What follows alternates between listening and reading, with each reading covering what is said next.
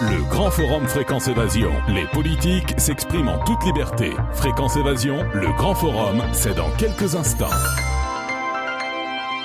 C'est le grand forum Fréquence Évasion. Dans quelques instants, nous serons en compagnie de François Asselineau, président de l'Union populaire républicaine. Fréquence Évasion. François Asselineau, bonjour et merci d'être avec nous. Bonjour. Alors, vous êtes président de l'Union populaire républicaine. Vous intervenez assez régulièrement sur cette antenne. À propos de l'Union européenne, j'ai envie de vous demander à ce jour quel est l'état de santé de l'Europe depuis votre dernier passage ici sur cette antenne. Où en sommes-nous ? Écoutez, malheureusement pour la France et heureusement pour notre mouvement politique, si j'ose dire, toutes les prévisions, les analyses que j'ai exposées à votre antenne et devant vos auditeurs ne cessent d'être confirmées par les événements. La situation ne fait que s'aggraver, la situation économique et sociale, les Français le constatent.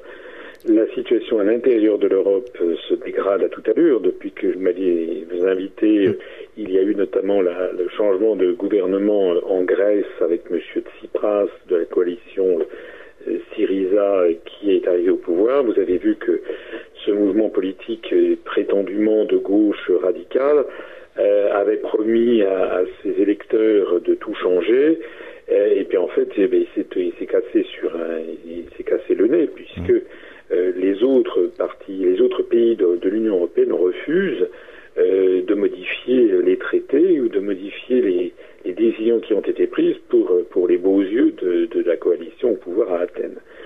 Donc le ton n'a pas arrêté de monter entre d'une part la Grèce, d'autre part les autres pays d'Europe, et tout particulièrement l'Allemagne, qui est rendue un peu rapidement, c'est pas tout à fait faux, mais c'est pas non plus entièrement vrai, l'Allemagne étant rendue un petit peu responsable de l'intransigeance de la Banque centrale européenne, de la Commission européenne et du Fonds monétaire international. Parce que quand je dis c'est pas tout à fait, c'est pas entièrement faux, parce que c'est vrai que l'Allemagne a un rôle, c'est la première économie du continent, c'est vrai que les Allemands sont des gens rigoureux, et c'est vrai également qu'ils ont un passé extrêmement douloureux en matière monétaire, ils n'ont jamais oublié l'effondrement de la monnaie allemande en 1923, qui a pulvérisé les économies d'un grand nombre d'Allemands de l'époque, et qui a fait en fait le lit de la montée du nazisme par la suite. De telle sorte que pour les Allemands, la préservation de la valeur de la monnaie fait l'objet d'un consensus national absolument total. Donc les Allemands sont une extrême rigidité sur toute décision qui pourrait menacer la solidité, la stabilité de l'euro. Cela étant, c'est pas non plus entièrement les Allemands. Si vos auditeurs l'ont remarqué, les autres pays de l'Union européenne, notamment par exemple l'Espagne ou le Portugal, où les gouvernements ont été obligés de faire passer à leur population des potions amères pour convenir aux exigences du Fonds monétaire international, de la Banque centrale européenne et de la Commission européenne, eux, ils ont fait des efforts, et donc ils ne voient pas du tout pourquoi la Grèce se soustrairait à ces efforts. Alors en attendant, on est dans quelle situation ? On est dans une situation où tout le monde est mécontent, les tensions ne font que s'aggraver. Vous savez, il ne fait pas bon être allemand quand on passe en Grèce. Les Grecs, maintenant, détestent les Allemands méprisent les Grecs, les Portugais, les Espagnols fustigent les Grecs, enfin tout ça est... Comme je l'avais dit, en réalité, tout ceci est en train de tourner vinaigre à l'intérieur de la zone euro, puisque quand un désastre se profile, c'est bien connu, si vous voulez, que bien souvent, tout le monde se rejette la responsabilité du désastre. Ce qui est également notable, c'est que les Grecs eux-mêmes sont très mécontents de leur gouvernement, qui vient à peine d'être élu, parce qu'en réalité, les électeurs grecs n'ont pas fait suffisamment attention à ce que disait Syriza. Ils se sont laissés manipuler par les médias de grande diffusion en Grèce, qui leur laissait entendre que Syriza était un parti de très grande opposition qui allait modifier tout. Nous avions souligné, d'ailleurs on a fait un communiqué de presse lorsque Syriza est arrivé au pouvoir. Il est arrivé d'ailleurs avec l'appui d'un petit parti souverainiste de droite. Ils ont cédé le poste de ministre de la Défense au chef de ce parti. Nous avons dit, lorsque Syriza est arrivé au pouvoir, qu'en fait maintenant les Grecs allaient déchanter, qu'ils allaient découvrir comment ils avaient été roulé dans la farine par Syriza. Ça nous a valu d'ailleurs un certain nombre de critiques, puisque je rappelle qu'à l'époque, le Front National, Debout la France de M. Dupont-Aignan, le Front de gauche, en France, c'était il y a un mois et demi, se sont félicités brillamment de la victoire de Syriza. Nous avions dit le contraire, parce qu'on avait dit, en fait, comme Syriza ne veut pas sortir de l'Union européenne et de l'euro, il est donc obligé d'accepter les traités. Et donc, comment vont-ils faire pour obtenir ce qu'ils demandent, puisque c'est contraire au traité et à tous les engagements. Ça n'a pas manqué. Ce qui s'est passé, c'est que les Grecs ont pu constater qu'ils ont été reçus à Bruxelles, et puis on leur a dit, voilà, si vous restez dans l'Union européenne et dans l'euro, il faut en accepter les contraintes. Voilà. Alors ça, c'est tout à fait l'illustration de ce que nous ne cessons de dire. C'est que les Grecs et les Français seraient bien avisés de faire attention à ce qui vient d'arriver aux Grecs. Les Français croient trop rapidement ce que les grands médias disent des partis politiques qui se présentent à leur suffrage. Je suis absolument certain que parmi vos auditeurs, il y a par exemple un très grand nombre de vos auditeurs qui pensent que si le Front de gauche arrivait au pouvoir, il pourrait imposer aux autres pays d'Europe une politique plus à gauche, une politique de défense des services publics, etc. Et il n'en est rien. Il n'en est rien puisque le Front de gauche a décidé de rester dans l'Union européenne, prétend changer les traités de l'intérieur, mais pour changer les traités, eh bien, il faut l'unanimité des 27 autres États membres. Et le Front de gauche ne l'aura jamais. C'est pas parce que M. Mélenchon se promène bras dessous avec M. Tsipras que ça fait changer de si peu que ce soit les dirigeants autrichiens, allemands, néerlandais, suédois, finlandais, britanniques, irlandais, portugais, et j'en passe. De la même façon, je suis persuadé qu'il y a parmi vos auditeurs un très grand nombre de gens, sans doute encore plus importants que le premier, un très grand nombre de gens qui pensent que le Front National veut sortir de l'Union européenne et de l'euro. Il n'en est rien. Nous l'avons dit, redit et re-redit, il faut être comme saint Thomas. Moi j'avais dit les Grecs auraient dû être comme saint Thomas, ils auraient dû regarder dans le détail ce que disait Syriza. Et bien là, il fait pareil avec la France. Les gens devraient regarder dans le détail, en plus on est en période électorale, ils peuvent le faire, qu'ils prennent donc les professions de foi qui viennent d'arriver dans leur boîte aux lettres du Front National, ils verront qu'il n'est jamais question, au moment de passer aux écrits, c'est au moment où des choses sérieuses, le Front National ne propose absolument jamais de sortir de l'Union européenne. Quant à l'euro, ils ont des propos sciemment ambigus. Un jour, tel lieutenant dit qu'il faut en sortir, le lendemain, tel autre dit que non, etc. Mais regardez encore une fois les professions de foi, ce qui est écrit, et vous constaterez que jamais le Front National ne le propose. Justement, voilà. Que pensez-vous de l'agitation médiatique à propos de la montée du Front National et de Marine Le Pen? On entend ça sans arrêt. Écoutez, bien sûr, tout est fait pour que le Front National fasse un très gros score.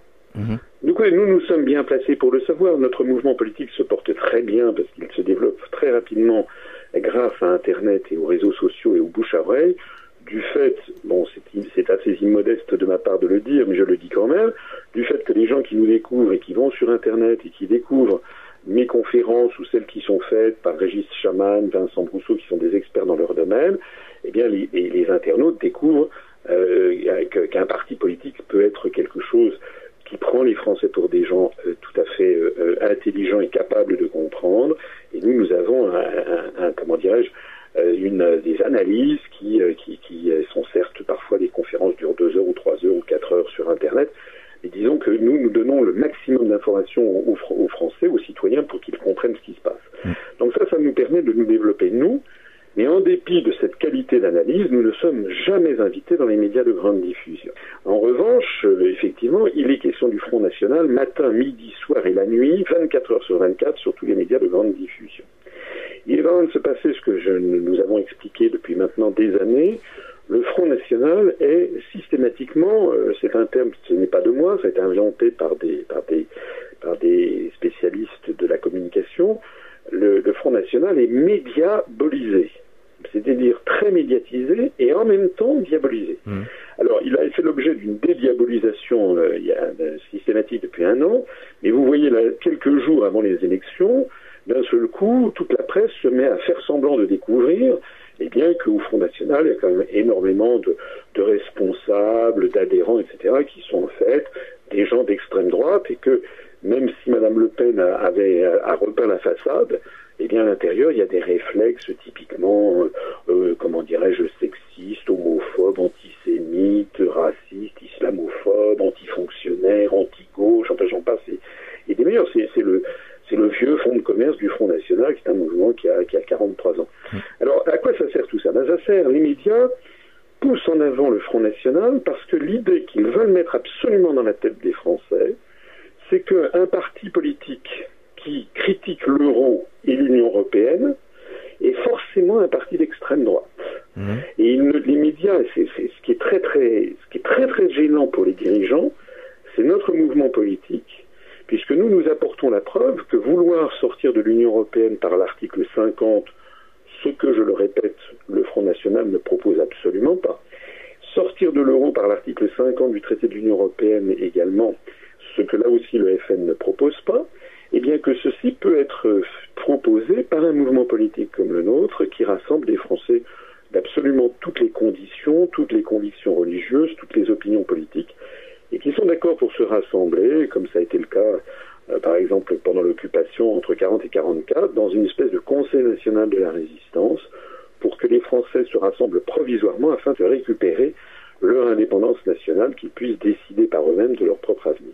Alors c'est ça que ne veut surtout pas l'oligarchie qui tire les ficelles. Eux, il faut absolument qu'on apparaisse pour des, comment dirais-je, que les gens qui n'en peuvent plus de ce Barnum, de ce cirque, de cette tour de Babel avec 28 États où tout le monde tire à U et à Dia et qui est en train de s'effondrer dans le désastre dans tous les domaines. Eh bien, ceux qui ne sont pas d'accord seraient forcément des gens d'extrême droite. Voilà. Alors c'est pas qu'en France que ça existe. En Grèce, un parti politique a été poussé par les médias qui s'appelle Aube Dorée, qui est un parti carrément néo-nazi. Et on dit aux Grecs, si vous n'êtes pas contents, si vous êtes contre ce qui se passe, si vous êtes contre l'Europe, contre l'Union européenne, à ce moment-là, c'est que vous êtes néo-nazi. Et que les gens ne sont pas néo-nazis. Donc les gens se disent, non, je ne suis pas néo-nazi, donc je ne vais pas aller dans ce parti. Et donc du coup, les gens, ils s'abstiennent. Donc, à mon avis, ce à quoi on va assister là, pour ces élections, c'est qu'il va y avoir une très forte abstention. Comme d'habitude, on a maintenant des records d'abstention. C'est déjà prévu, hein. Voilà, 50-60%, parce que les Français voudraient une offre politique totalement nouvelle. Oui, tout à fait. J'ai la faiblesse de penser que c'est nous qui l'apportons, puisque nous nous développons d'une façon considérable, alors justement même que nous ne passons dans aucun média de grande diffusion. La seule fois où je suis passé dans un média de grande diffusion, c'était à une émission avec Ruquier, On n'est pas couché. Émission qui a d'ailleurs été très largement coupée, censurée, puisqu'elle durait 55 minutes, il y a 18 minutes qui ont été diffusées. Mais néanmoins, les 18 minutes qui ont été diffusées, et où d'ailleurs je n'ai pratiquement que très très peu pu parler du fond des choses, nous avons eu, dans les 4 jours qui ont suivi, 240 adhésions à l'EPR, et puis notre page Facebook Union Populaire Républicaine a grimpé de 1800 j'aime. Voilà, ce qui prouve à la fois la puissance des médias de grande diffusion, et ce qui prouve à quel point, lorsque les Français nous découvrent, et puis ils vont un peu sur Internet, se renseignent sur qui je suis, qui nous sommes, quelles sont nos analyses et nos propositions, d'un seul coup ils disent, voilà, c'est ça le parti qu'il nous faut. Et justement, comme on remet en cause cette stratégie qui a été imposée à la France après la Seconde Guerre mondiale de construction européenne, il me semble vraiment qu'il y a un grand danger. Donc les grands médias font mousser le Front National, qui par ailleurs, par ses outrances d'extrême droite, par ses dérapages continuels, on a vu que Mme Le Pen, prétendument, elle est pas comme son père, sauf qu'on a vu que fin février, elle a encore trouvé le moyen d'aller à Rome pour aller défiler justement avec Aube Dorée et la Ligue du Nord, qui sont des mouvements néofascistes ou néo-nazis, italiens ou grecs, tout ça, ça se passait à Rome. Voilà, donc c'est toujours la même histoire. On empêche les Français d'avoir une réflexion sereine et de comprendre réellement les choses telles qu'elles se passent. Aujourd'hui, on le constate tous les jours, les Français ont complètement perdu confiance aux promesses des gouvernements, ils ont perdu confiance en les médias nationaux, nous le constatons à travers les médias alternatifs et sur les réseaux sociaux. C'est votre sentiment quand vous avez affaire à des Français, à des électeurs, qu'est-ce qu'ils vous disent ? Alors, il y a plusieurs stades en fait. Il y a des Français qui sont habitués à aller chercher de l'information alternative soit sur des radios de la bande FM comme la vôtre par exemple, ou des télévisions de la bande FM, qui jouent d'ailleurs heureusement un rôle réellement démocratique en France. Ce sont les derniers lieux où on peut s'exprimer librement. Ou alors les gens ces personnes vont chercher également de l'information sur des sites internet. Alors cette catégorie de la population qui d'ailleurs est en croissance. Il y a de plus en plus de gens qui ont compris que la télé est un véritable poison. C'est un poison. C'est un poison intellectuel. Ça distille constamment des informations biaisées ou même carrément fausses. Vous avez vu, on a vu, c'est un exemple parmi d'autres, mais c'est un exemple caricatural mais qui est significatif, qui est symbolique. L'agence France Presse qui a annoncé le décès de Martin Bouygues sans aucune vérification. C'est n'importe quoi. Et les Français voient bien que ce soit sur la scène politique, en matière économique, ou bien en matière militaire et diplomatique, dans nos relations avec la Russie, les Français voient bien quand même qu'on leur raconte des histoires, que les choses sont beaucoup plus compliquées que les présentations qu'on leur fait. On leur présente Vladimir Poutine comme une espèce de grand méchant loup, etc. Les Français, ils sont quand même pas complètement débiles. Justement, votre sentiment sur Vladimir Poutine. Alors attendez, je termine mon propos. La première question, c'est que donc une partie des Français vont sur Internet. Alors ceux-là, quand on les rencontre, ils adhèrent très très vite à notre mouvement, parce que quand ils nous découvrent, ils découvrent. Et puis il y a une autre catégorie de Français, ce sont ceux qui ne vont jamais sur Internet et qui restent scotchés devant la télévision et des informations. Alors ceux-là, quand ils nous découvrent, ils ont souvent un mouvement de recul, parce que quand on leur dit qu'il faut sortir de l'Union européenne, aussitôt, c'est toujours les mêmes réactions. Mais vous êtes d'extrême droite, donc pourquoi ça n'a aucun rapport. Est-ce que la Suisse, qui n'est pas dans l'Union européenne, est-ce que la Norvège, qui n'est pas dans l'Union européenne, est-ce que l'Islande, qui n'est pas dans l'Union européenne, est-ce que ce sont des pays d'extrême droite? La réponse est non. Est-ce que les prix Nobel d'économie qui ont dit à de nombreuses reprises que l'euro n'était pas viable et qu'il fallait en sortir, est-ce que ce sont des gens d'extrême droite? La réponse est non. Donc la première réaction des gens, c'est ça. Puis il y a une deuxième série de réactions, c'est les gens qui disent mais c'est pas possible, ça va nous coûter très très cher, ça va être l'apocalypse, ça va être la guerre, etc. Ça, c'est des gens qui sont victimes de la propagande qu'ils ont entendue à la télévision. Il y a eu récemment d'ailleurs une émission de pure propagande sur la télévision publique qui s'appelait Bye Bye l'euro, mais c'était du grand guignol. Ils n'ont quasiment pas laissé la parole à des responsables qui auraient pu leur expliquer que ce qui était dit était faux. Il faut bien voir qu'en France, les gens qui ont dit aux Français en 1992 que l'euro, ça serait formidable, que ça nous créerait de la croissance et l'emploi, maintenant c'est une catastrophe totale et on invite toujours les mêmes, Jacques Delors, Jacques Attali, Valéry Giscard d'Estaing, Michel Rocard, enfin ce genre de personnages, on les invite pour encore leur demander des conseils. Mais ils se sont trompés surtout, donc écoutons ceux qui avaient dit et qui ne s'étaient pas trompés en 1992. Réécoutons le discours de Philippe Séguin à l'Assemblée nationale, par exemple. Bon, Philippe Séguin est décédé maintenant, mais nous sommes en partie ses successeurs. Regardons ce que disent des experts. Nous, à l'UPR, nous avons Vincent Brousseau, j'en parlais tout à l'heure. C'est un économiste, c'est un Français qui a été pendant 15 ans à la BCE et pendant les 4 dernières années, il a été l'un des 2 économistes français dans le sein des seins de la Banque Centrale Européenne à Francfort, qui est le service de la politique monétaire. Voilà quelqu'un qui nous a rejoints, qui est un des meilleurs experts français et même européens, pour ne pas dire mondiaux, de l'euro, puisque c'était son métier depuis plusieurs années que de s'occuper de cette monnaie. Et s'il a rejoint l'UPR, c'est parce qu'il a acquis la conviction professionnellement que c'est un désastre et que ça va nous entraîner dans un véritable désastre. Bon. Donc le problème auquel on est confronté, c'est effectivement que nous avons des concitoyens qui sont victimes de la propagande dans les grands médias, et il nous faudrait du temps pour pouvoir démonter les uns après les autres les arguments de la propagande. Voilà. C'est pour ça qu'on a des conférences qui sont très argumentées sur Internet et qui nécessitent évidemment que les gens se consacrent quelques heures pour essayer de comprendre ce qui se passe. On marque une pause, on revient dans quelques instants. Fréquence Évasion. Chaque jour, sur Fréquence Évasion Radio, recherche, ovni, paranormal, faits de société, protection de l'environnement et les rendez-vous avec vos stars préférées dans Parole de Stars. Fréquence Évasion, c'est également la voix des sudistes en Principauté de Monaco et dans le Grand Sud. Fréquence Évasion Radio, dites-nous tout. Dites-nous tout. Dites-nous tout. Fréquence Évasion. Nous sommes de retour sur Fréquence Évasion, toujours en compagnie de François Asselineau, président de l'Union populaire républicaine. Alors, votre sentiment sur Vladimir Poutine ? Écoutez, Poutine, je ne suis pas là pour faire l'éloge. Oui, non, mais on en parle beaucoup et bon, les auditeurs se posent souvent des questions. Voilà, non, je ne suis pas là pour faire l'éloge de Vladimir Poutine.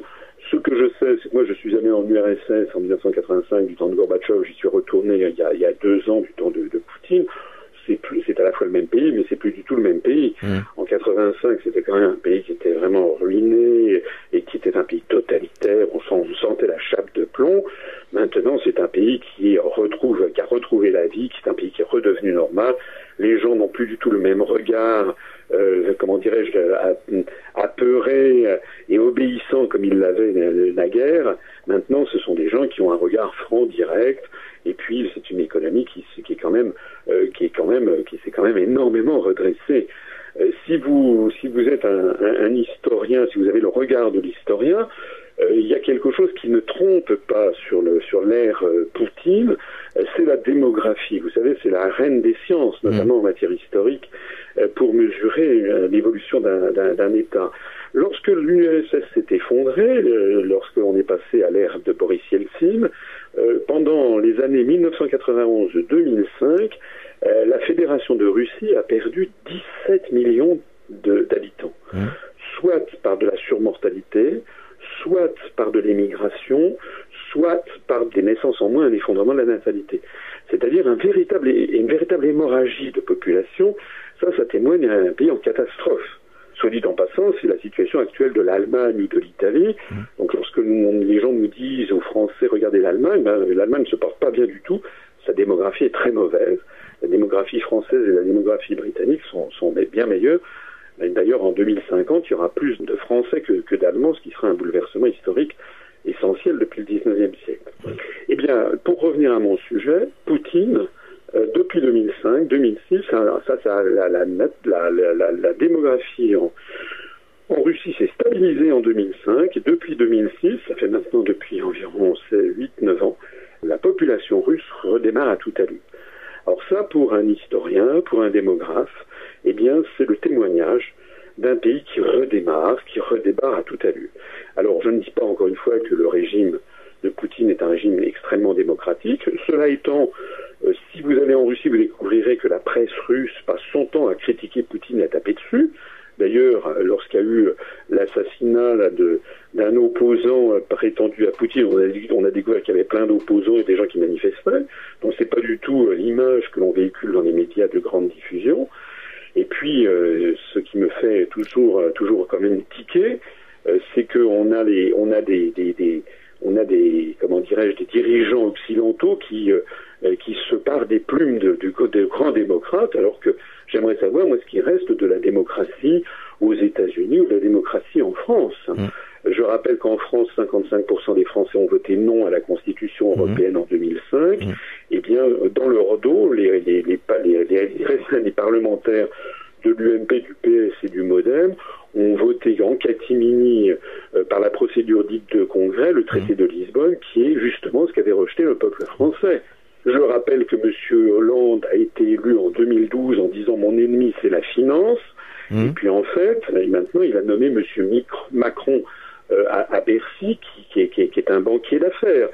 Donc les démocraties où les gens se font élire en racontant le contraire de ce qu'ensuite est leur programme, moi j'appelle ça de l'escroquerie, j'appelle pas ça de la démocratie. Si quelqu'un se rend compte que le programme qu'il a présenté, il n'arrive pas à le mener à bien, à ce moment-là, il devrait avoir l'honnêteté de démissionner, puisqu'il a trompé les électeurs. Voilà, donc si vous voulez, encore une fois, je trouve que, en plus de ça, vous savez qu'il y a quand même beaucoup de Français qui en ont assez de voir le verrouillage des grands médias, des médias de grande diffusion, on en parlait à l'instant.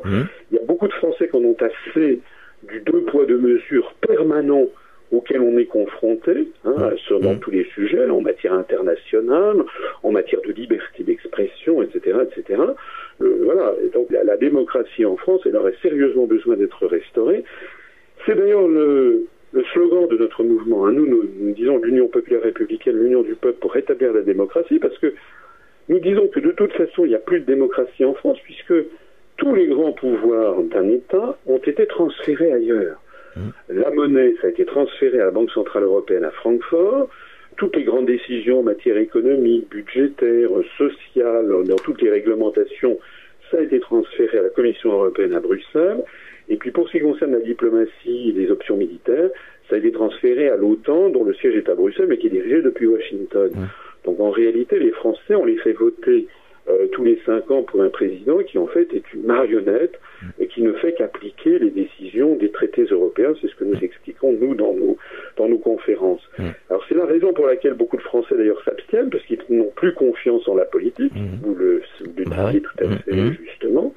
Et nous, on leur dit, mais non, ne baissez pas les bras, parce que ça, c'est ce qu'attend justement l'oligarchie. Si on baisse les bras, alors là, c'est sûr qu'on va se faire complètement bouffer, passez-moi l'expression, et accessoirement, mais c'est pas accessoire dans mon esprit, nous aurons l'occasion d'en parler beaucoup au cours de cette année, puisqu'il y a les élections régionales à la fin de l'année où nous serons très présents, et il y a également le démantèlement de l'unité de la France, qui est en préparation, avec cette nécessité prétendue de supprimer les communes, de les fusionner dans des ensembles plus grands, de supprimer les départements, d'agrandir les régions. Moi, je fais une conférence en ce moment, ces jours-ci, que nous allons mettre sur Internet pour expliquer ce qui se cache derrière. De plus en plus de pouvoir donné à des régions de plus en plus grandes, de moins en moins de pouvoir donné au niveau de la République française. À terme, ce qui se préfigure, c'est le démantèlement de la France. C'est de ça qu'il s'agit. Certains l'ont bien compris. Il y a beaucoup de gens qui comprennent. Comme le démantèlement de l'Espagne, comme le démantèlement du Royaume-Uni. Et au bout du compte, qui sera le grand gagnant de tout ça?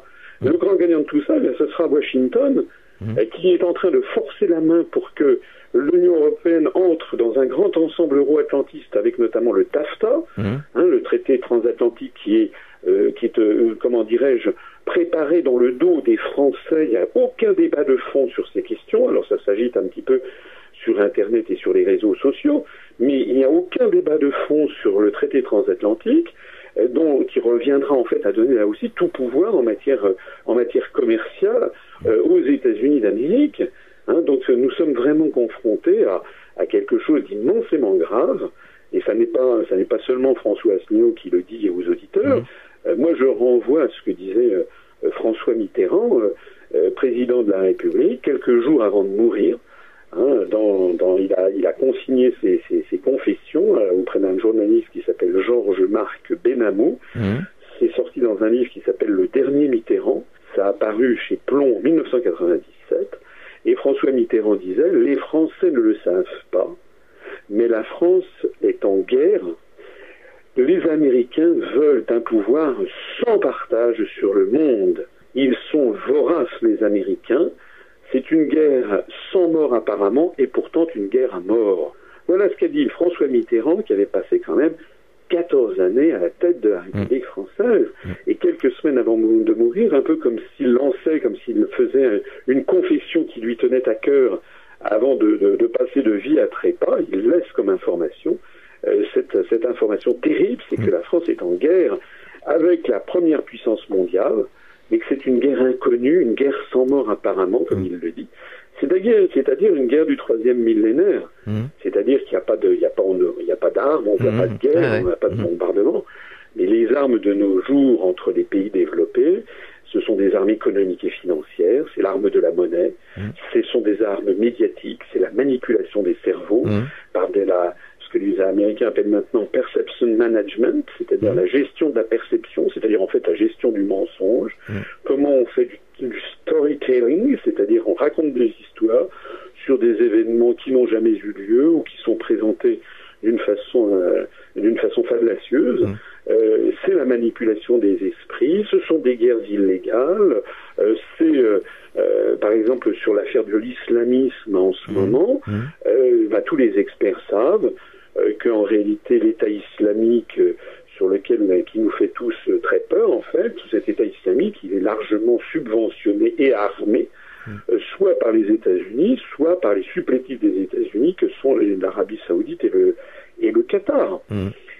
Et donc, on crée des espèces de diables pour ensuite appeler les peuples d'Occident à se mobiliser et à entrer en guerre, soit contre la Russie, Poutine a été diabolisé, soit contre le monde arabo-musulman, où on tire les médias à partir d'attentats épouvantables et horribles, sur lesquels d'ailleurs on n'a jamais tout à fait les tenants et les aboutissants. Il y a toujours un sentiment de malaise. On a l'impression que les enquêtes ne vont pas jusqu'au bout.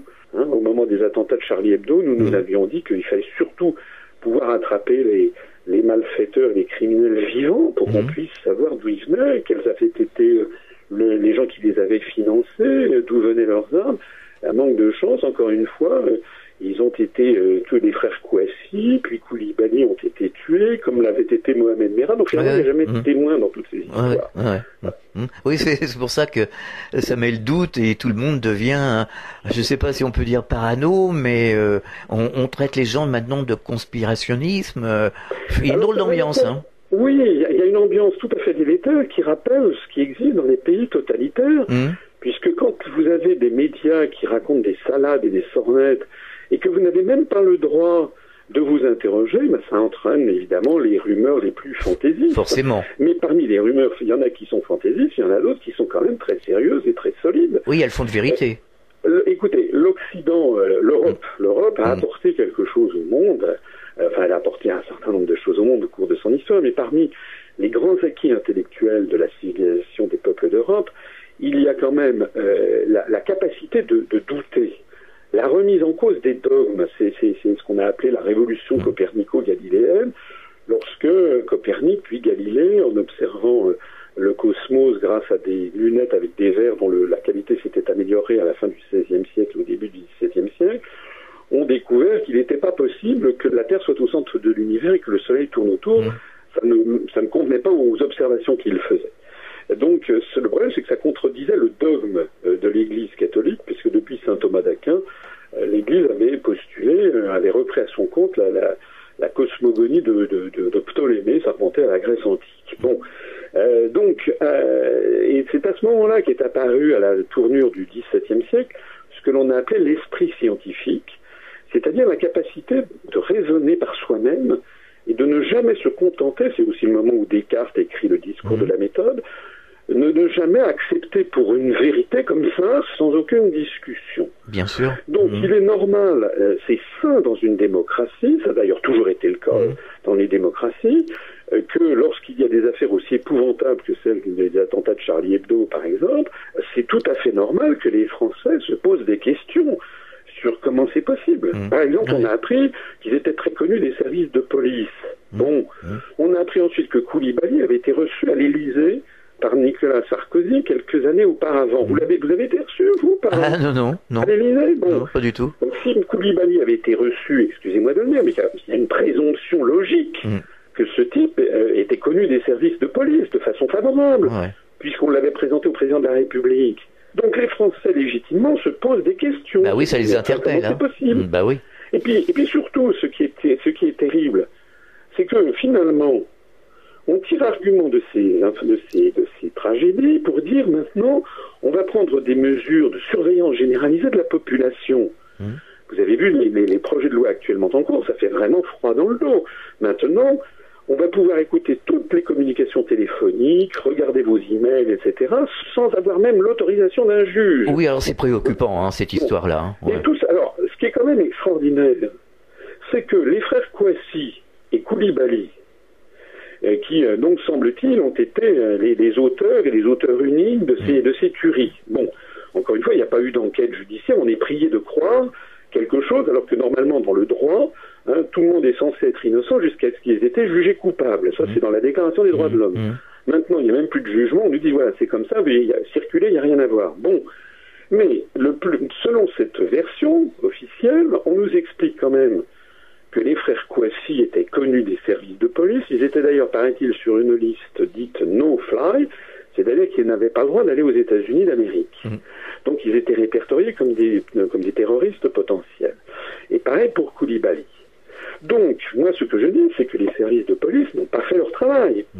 Et on nous dit, alors qu'il paraît qu'il y a peut-être 1000 ou 2000 personnes comme ça qui normalement devraient être suivies par les services de police, on nous explique, sans rire, que les services n'ont pas été capables de suivre minutieusement 2000 personnes, et maintenant on nous explique sans rire qu'il va falloir suivre et regarder minutieusement les communications et les écrits de 66 millions de Français. Oui, c'est de la folie. Il y a quand même quelque chose qui, avant que d'aller mettre en cause toutes nos libertés publiques, et avant que de commencer à écouter, à écouter monsieur et madame tout le monde, et les 66 millions de Français, on ferait bien de focaliser l'attention des services de police sur des gens qu'ils doivent suivre, justement. À chaque fois, d'ailleurs, c'est comme l'affaire Mera, à chaque fois, c'est des gens qui étaient très connus des services de police. Donc, il ferait bien de s'occuper déjà des gens qui les connaissent, plutôt que d'aller surveiller tout le monde. Voilà, donc tout ceci donne une impression de malaise, de grand malaise, sans compter tout le reste qu'on n'a pas évoqué, c'est-à-dire ça sera pour une prochaine fois. Les coupes sombres en matière budgétaire, voilà. Alors, justement, François Asselineau, quelle est votre position concernant la loi Macron, pour terminer? La loi Macron, c'est une loi, si vous voulez, j'hésite un peu à l'appeler Macron, parce qu'en fait, monsieur Macron, là-dedans, n'est qu'un supplétif, c'est quelqu'un, c'est un majordome. En réalité, si vous regardez cette loi, elle met en œuvre des mesures qui sont réclamées par la Commission européenne depuis des décennies, depuis au moins 15 ans. Elle reprend c'est un copier-coller, ou également du rapport de Jacques Attali de relance de la croissance qui datait des années 2005-2006. Donc en fait, ce sont des idées, des propositions qui visent à démanteler le droit du travail, les acquis sociaux que les Français ont acquis depuis une centaine d'années. Donc on est en train de faire passer à la trappe ce que nos parents, nos grands-parents, nos arrière-grands-parents avaient obtenu pour que la vie en société soit une vie où chacun ait une certaine forme de dignité. Donc maintenant on explique que la modernité, c'est de pouvoir embaucher des gens 2 heures par semaine avec des petits boulots, c'est de pouvoir les licencier du jour au lendemain, c'est de les mettre en concurrence dans tous les domaines. Voilà, donc tout ceci n'aura aucun impact sur la croissance. S'il n'y a pas de croissance en France, c'est pas parce que les magasins sont pas ouverts le dimanche. Parce que si on ouvre les magasins le dimanche, les gens ils achèteront le dimanche, mais ils achèteront plus pendant les jours de semaine. C'est logique. Donc les gens ne vont pas inventer du pouvoir d'achat qu'ils n'ont pas. Bien sûr. Donc le problème du manque de croissance et de la perte des emplois en France, c'est le taux de change de l'euro qui était beaucoup trop élevé. Bon, il a beaucoup baissé depuis 1 mois et demi, 2 mois. Donc normalement, on devrait avoir une petite amélioration sur le front de l'emploi, mais légère, parce que l'euro a baissé vis-à-vis du dollar. Mais ça ne sera pas suffisant pour remédier au chômage. Notamment, il n'y aura pas de correction entre la monnaie française et la monnaie allemande, puisque nous avons les mêmes taux de change. L'euro allemand et l'euro français, c'est la même chose. Et puis... ce qui pose un problème fondamental aussi, c'est la mise en concurrence frontale de l'industrie en France et puis de l'industrie en Chine. Voilà, donc on n'a pas du tout les mêmes coûts de fabrication, les mêmes charges sociales. Donc les délocalisations vont continuer de plus bas, puisque les délocalisations résultent directement des traités européens, et notamment de l'article 63 du traité sur le fonctionnement de l'Union européenne, qui interdit toute restriction aux échanges de mouvements de capitaux. Donc la loi Macron, elle va en fait contribuer à précariser, fragiliser, inquiéter des catégories de population les unes après les autres. J'ai été reçu il y a quelques jours par la présidente du notariat d'Île-de-France, avec ses collaborateurs, le vice-président, le secrétaire général. Maintenant, les notaires sont extrêmement inquiets, parce que c'est maintenant toutes les professions réglementées qui, dans le cadre de la loi Macron, sont dans le collimateur.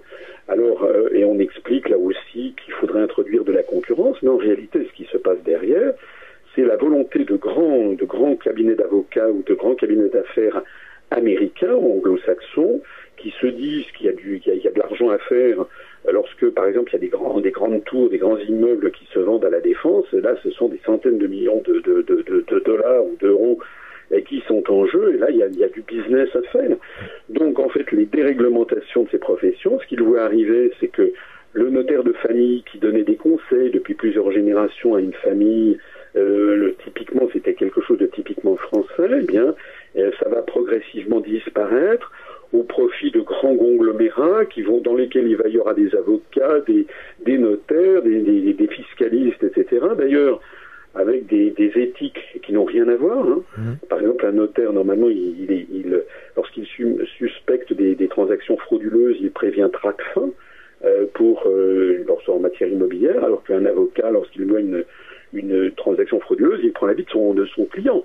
Donc ces grands cabinets à l'anglo-saxonne seront perclus de divisions. Puis c'est encore une fois, c'est toute une façon de concevoir la vie en société qui était la vie à la française, qui est en train de disparaître pour une société de type de copier sur la société américaine, laquelle société américaine par ailleurs est en pleine déroute dans tous les points de vue, que ce soit en matière économique, en matière morale, même en matière d'économie. Vous savez, je ne sais pas si vos auditeurs le savent, mais le 8 novembre dernier, la Chine est devenue la première puissance économique mondiale. Bien sûr. Son PIB en parité de pouvoir d'achat a dépassé celui des États-Unis. Donc en plus de ça, on nous impose le modèle états-unien comme si c'était le fin du fin de la modernité, alors qu'en fait, il est de plus en plus dépassé maintenant par les événements.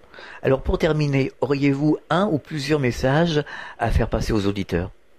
Alors évidemment, je suggère à ceux qui sont intéressés par notre mouvement d'aller sur notre site. Nous allons être présents aux élections régionales du mois de décembre. Là, on compte bien pouvoir présenter des listes, si possible, dans toutes les régions. Plus fondamentalement, je crois qu'il faut que les Français se ressaisissent et qu'ils se disent qu'ils ont une responsabilité. Nous ne devons pas laisser tomber la France. Excusez-moi d'être un peu solennel. Mais vous n'êtes pas le seul à le dire. Il n'y a pas de problème. On est tous d'accord. Nous sommes les héritiers d'un pays qui a été forgé par 40 à 50 générations. C'est vrai. Hein. Moi, si j'ai créé l'UPR, vous savez, j'avais fait HEC, j'avais fait l'ENA, je pourrais très bien être à la tête d'une grande banque et gagner, vous savez, un président de banque en France, il gagne 280 000 euros par mois. Bon, moi, je trouve ça scandaleux. Moi, ça n'est pas ce que j'ai fait. J'ai pensé, ça peut paraître un peu étonnant, mais moi, j'ai une éthique, et il y a quand même beaucoup de Français qui sont comme moi, pour qui l'argent n'est pas tout. Il y a aussi de l'affection, il y a aussi, vous savez, dans les évangiles, le Christ dit l'homme ne se nourrit pas que de pain. Et voilà, il y a d'autres valeurs dans la vie que le fric et puis sa carrière personnelle. Et bien moi, si vous voulez, j'ai créé l'UPR parce que je pensais à mes grands-parents, à mon grand-oncle, des grandes-tantes, des personnes de mon entourage que j'ai aimées étant petit, qui sont morts depuis maintenant plusieurs années, plusieurs même décennies. Et j'ai 57 ans, et quand je pense à eux, je me dis, mais les pauvres, s'ils revenaient en France, qu'est-ce qu'ils penseraient de l'état dans lequel est tombé notre pays. Donc il faut que les Français ils se ressaisissent. Nous n'avons pas le droit collectif de laisser tomber la France. Nous n'avons pas le droit collectif de transmettre à nos descendants, nos enfants, nos petits-enfants, un pays qui sera devenu une colonie américaine, où tout le monde mangera américain, s'habillera américain, parlera américain, chantera américain, et tout ceci dans un univers de pauvreté généralisée. Notre pays sera devenu une espèce de Venise. Alors on fera visiter les monuments d'une ancienne splendeur, donc il y aura des hôteliers, des restaurateurs et des chauffeurs de taxi qui tireront un petit peu leur marron du feu, et puis le reste, ça sera, comme vous savez, une économie d'un pays du tiers-monde, comme l'Égypte, où on peut visiter les pyramides, et puis par ailleurs, les gens sont très pauvres à côté. Moi, c'est ce que je crains beaucoup de l'avenir qui nous attend, sans compter le démantèlement de notre pays qu'ont prévu les forces de l'oligarchie. C'est pas une vue de l'esprit. Hein. Ah non, malheureusement, c'est le sentiment de nombreuses personnes. Hein. Il faut regarder ce qui s'est passé lors de l'éclatement de l'URSS, l'éclatement de la Tchécoslovaquie, l'éclatement de la Yougoslavie, la partition du Soudan, la partition de facto de l'Irak, la partition de facto de la Libye, la partition de facto de l'Ukraine, le référendum qui a eu lieu en Écosse, qui a été perdu par les indépendantistes, en fait, qui a fait un très gros score, les Catalans qui veulent faire un référendum. Il y a derrière tout ça des forces qui poussent à ça. Donc moi, si vous voulez, nous devons préserver notre pays. Il faut, comme disait Charles de Gaulle, que la France reste la France. Alors on peut vous retrouver sur le net, c'est www.upr.fr. Merci François Asselineau et bon courage pour la suite. Vous revenez quand vous voulez. À très bientôt, au revoir. Au revoir. Fréquence Évasion.